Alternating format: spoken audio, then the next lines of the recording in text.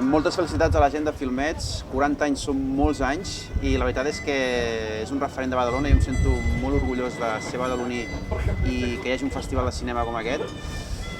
Tot i que us haig de dir una cosa, que fa uns anyets vam presentar un curtmetratge amb el David González, que també treballa a la tele de Badalona, i no vam guanyar. Jo crec que això és una espineta que ens hem de treure amb el temps i tornarem.